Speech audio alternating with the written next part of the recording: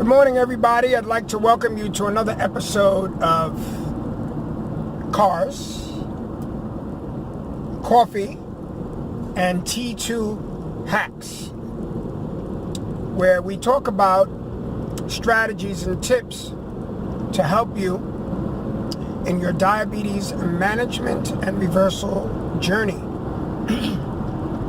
So today I'd like to talk about strength training or exercise and type 2 diabetes. And what are the guidelines?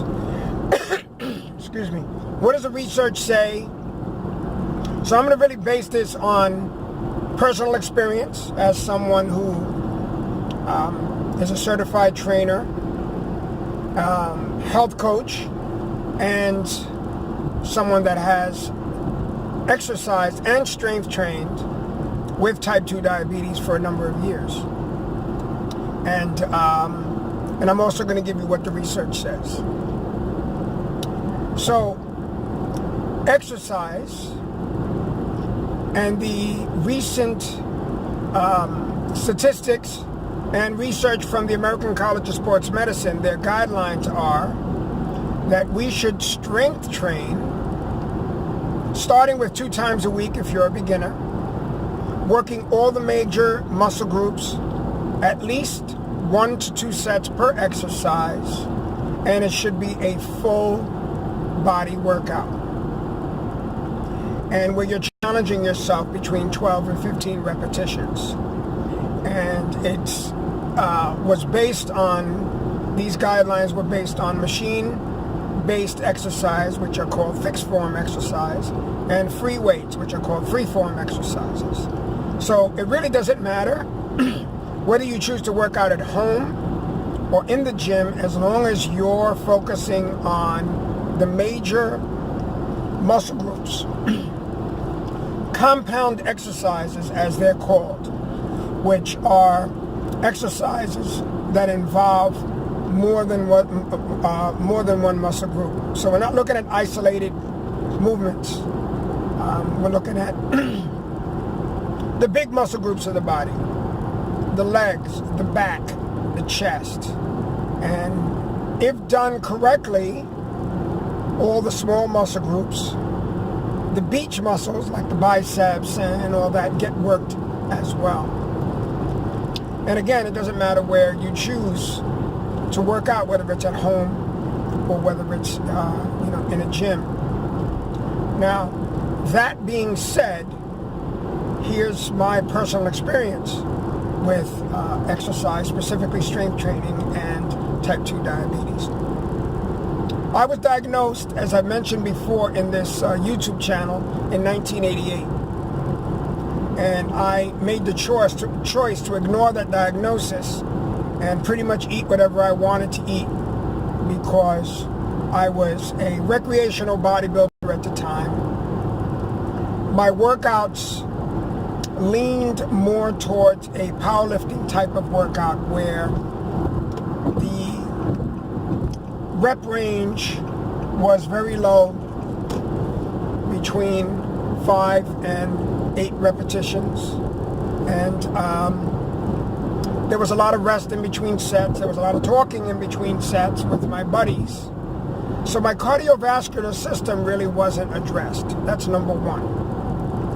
But more importantly, during that time when I was ignoring my very high blood sugar levels, I developed diabetes retinopathy.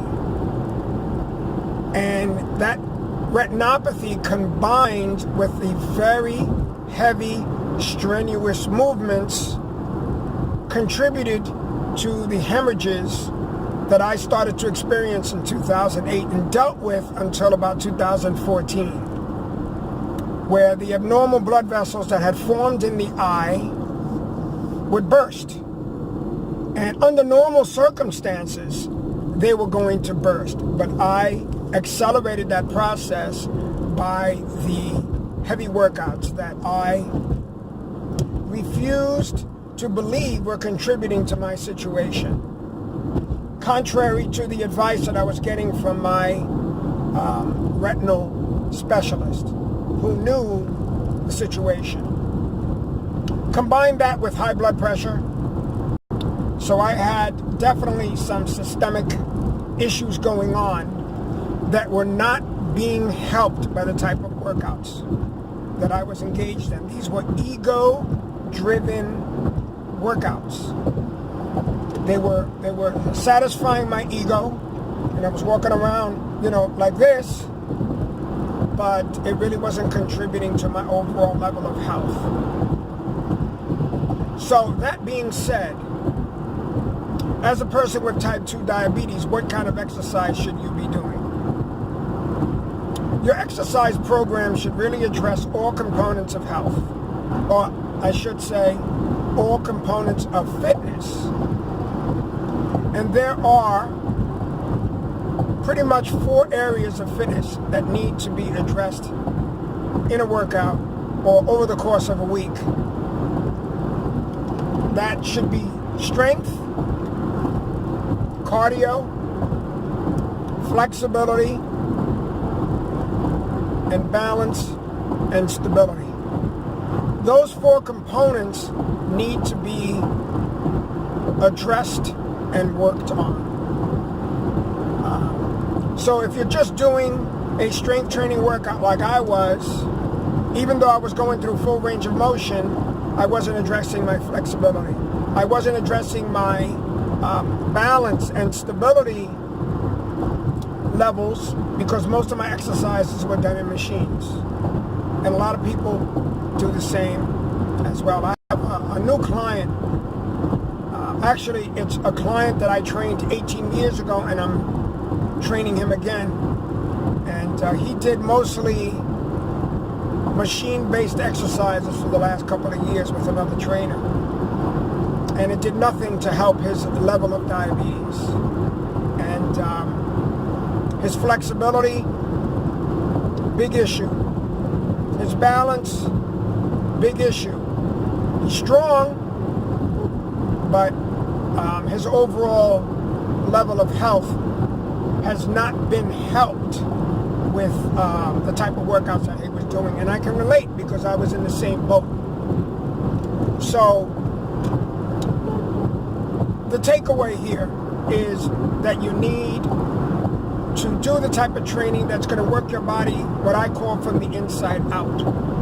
The type of workouts that are going to help you improve your health and improve your level of, help you maintain and address your blood sugar levels.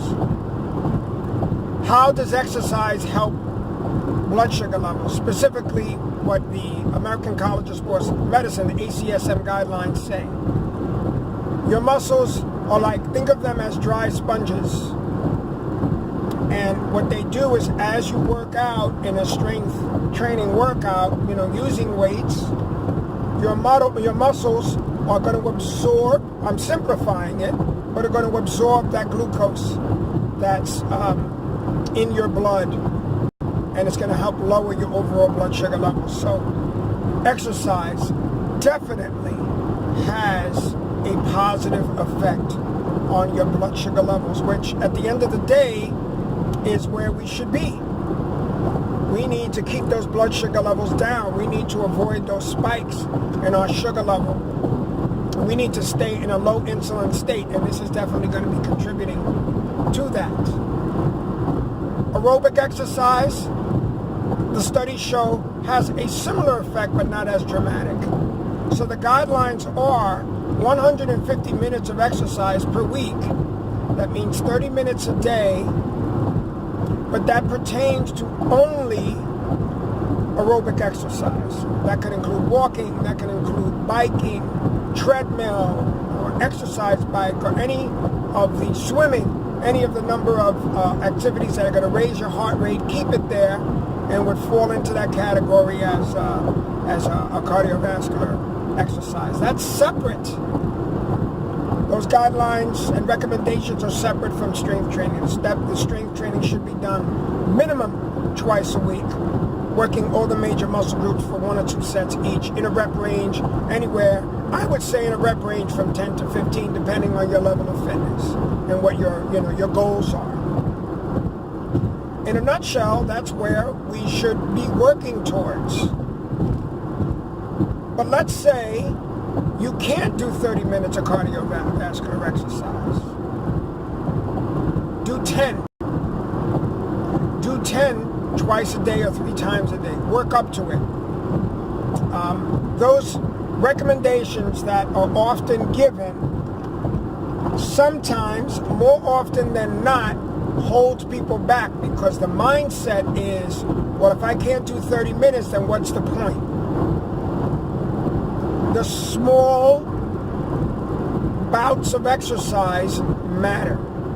It's cumulative. So it doesn't have to be 30 minutes. And if you can only do a couple of exercises as far as the strength training is concerned, then do it. So the point is, do what you can regardless of the time. Just make it progressive. Write it down. Make sure that you keep track of your exercises and your movements. And if you're only doing 10 minutes and you're starting out with, as an example, the cardio exercises, then make it a point of maybe next week or the week after to kick it up a little bit and do maybe 11 minutes. Make it progressive. Whether you're strength training or whether you're doing cardio, it needs to be progressive. You need to constantly challenge your body. So that's another discussion I would really like to talk about, and the benefits of cumulative exercise.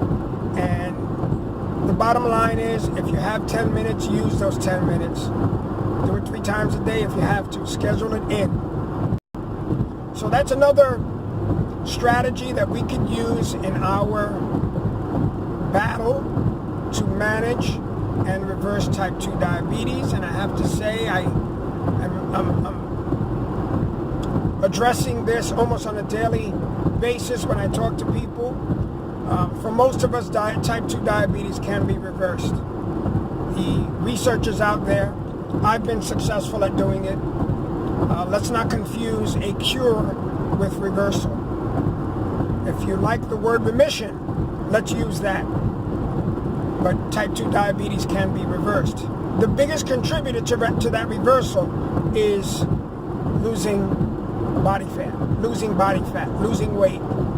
Because most of the people that I see in a lot of these diabetes support groups that I monitor and answer questions in, most of the people that are struggling with their blood sugar level, it's no coincidence that they're also overweight. So it would be a big benefit. That's what all of this is all about. The strength training and all that. Yes, it's going to lower your sugar levels, but it's also going to contribute to losing weight. Make that your primary objective, is to using diet and exercise and stress management, an often overlooked area in diabetes reversal. You should be focusing on that and putting yourself on a weight loss program if you fall into that category of being overweight. Okay, guys, so any questions? You know how to get in touch with me. Leave a message. Subscribe below if you haven't already done so. And until next time, stay well, be healthy, and talk to you soon.